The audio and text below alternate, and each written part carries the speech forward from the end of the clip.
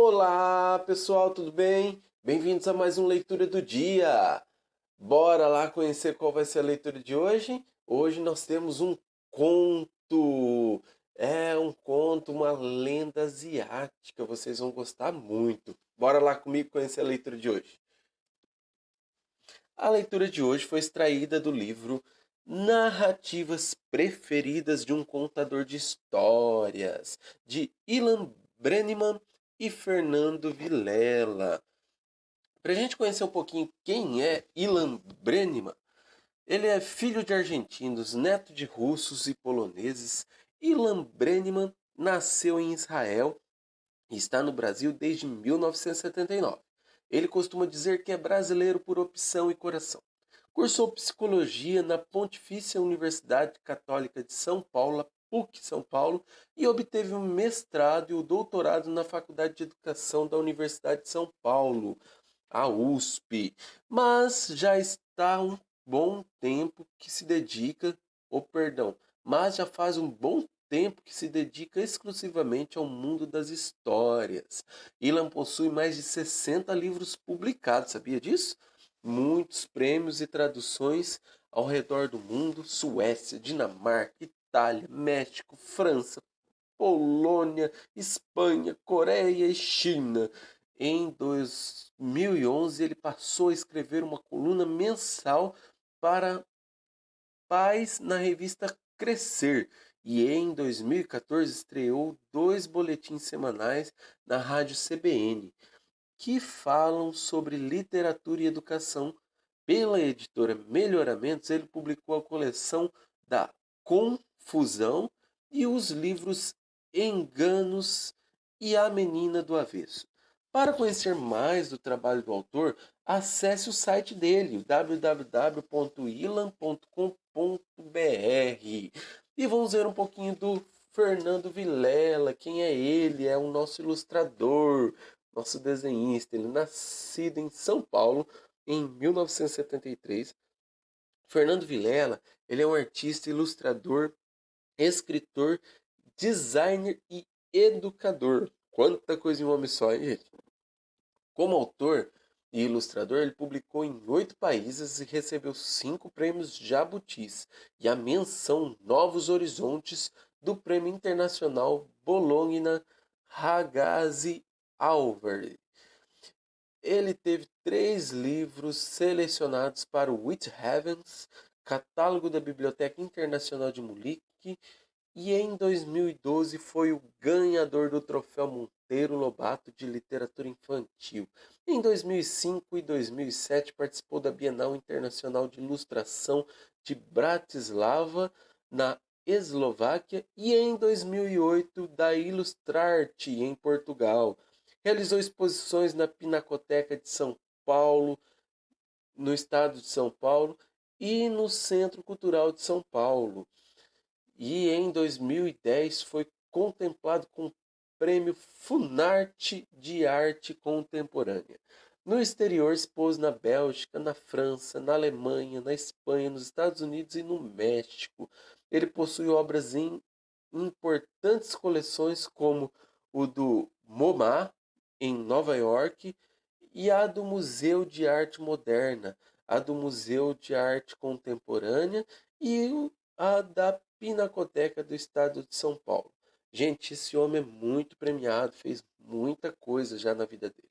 Para conhecer um pouco mais da obra dele, também pode acessar o site dele, www.fernandovilela.com.br. Mas chega de papo, vamos para o que interessa, vamos para a história. A história de hoje é o Imperador e a Águia, é uma lenda asiática. E aí, o Imperador e a Águia, o que você acha que vai ser falado nessa história? Pensa aí um pouquinho. Olha aí a imagem, a ilustração, vê se te ajuda a pensar um pouquinho. Pensou? Vamos lá conhecer a história, ver se as suas antecipações se confirmam? Então bora lá comigo. Há cerca de 800 anos existiu um grande imperador chamado Gengis Khan. Seu poder e sua inteligência eram conhecidos por muitos dos que viviam naquela época. Os territórios sob o domínio imperial estendiam-se por centenas de quilômetros. Quando não estava guerreando, o imperador adorava ficar no seu suntuoso castelo. O passatempo preferido dele era caçar com sua águia, um animal muito bonito, pelo qual devotava grande afeição. Certa manhã de verão, Gengis saiu para caçar. Convocou os amigos, os escravos e apenas com um assobio chamou a águia. Ela logo pousou em seu braço. No caminho para o campo da caçada, o imperador movimentou lentamente o braço e a águia reagiu de imediato, levantando voo. Planou por alguns instantes no ar e, como uma flecha, deu um rasante em direção ao solo. Um coelho pequenino havia sido capturado. Gengis Khan passou o dia todo caçando. No final da tarde, decidiu voltar sozinho para o castelo. Queria refletir um pouco sobre a vida, a família e a próxima guerra. Dispensou os amigos, os escravos. A águia, como que lendo seu pensamento, levantou o voo e foi embora. O imperador andava devagar, matutava sobre diversos assuntos. Depois de uma hora caminhando, percebeu que havia esquecido o cantil com água. E ficar sem água naquele verão era morte certa. O grande soberano conhecia como a palma da sua mão a região em que estava. Procurou rios secos. Procurou lagos secos. Desesperado começou a correr.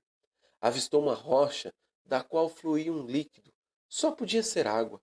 Morrendo de sede, pegou um copo do seu alforje, aproximou da rocha e esperou que ele enchesse. A água caía gota a gota.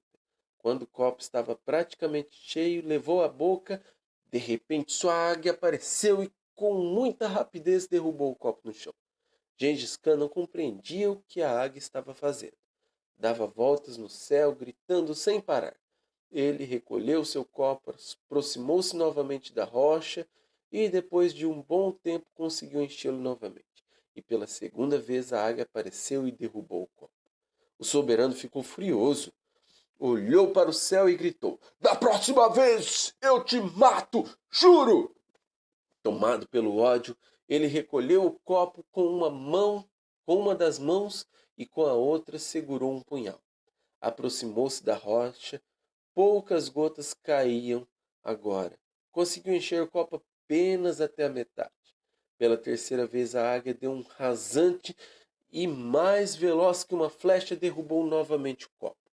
Mas, agora, tão rápida quanto a ave foi a mão do imperador. Conseguiu agarrá-la no ar, apertando seu pescoço sem pensar duas vezes, ele cravou o punhal no peito do animal.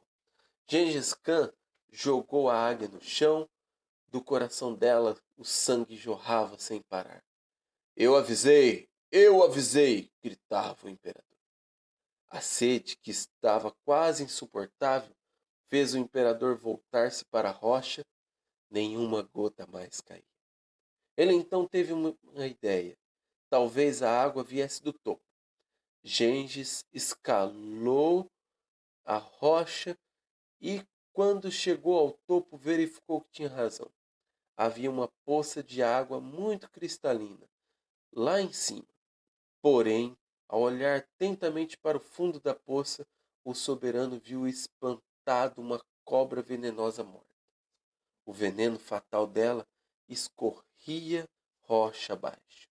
Uma tristeza gigantesca apoderou-se da alma do poderoso homem. Ele tinha matado sua querida águia, o animal que havia acabado de lhe salvar a vida. Com os olhos cheios de lágrimas, o imperador desceu da rocha e enterrou a águia. Ele tirou uma conclusão de todo esse acontecimento. Sempre que sentisse raiva novamente, a primeira coisa a fazer seria parar, depois pensar e finalmente agir. Essa foi a leitura de hoje. Pessoal, esse texto não faz a gente pensar um pouquinho. E aí?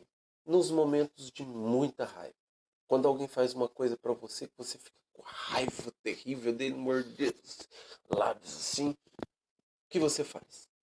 Você já age pela raiva, grita, berra, bate, dá um soco, ou você para, pensa, analisa para depois agir?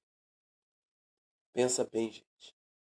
A raiva pode nos levar a fazer coisas que nós vamos nos arrepender muito depois. Então, antes de você agir com a raiva, lembra do conselho de Gengis Khan. Para, respira, pensa, reflete e depois age. Espero que tenham gostado da leitura de hoje. Forte beijo, até a próxima. Tchau.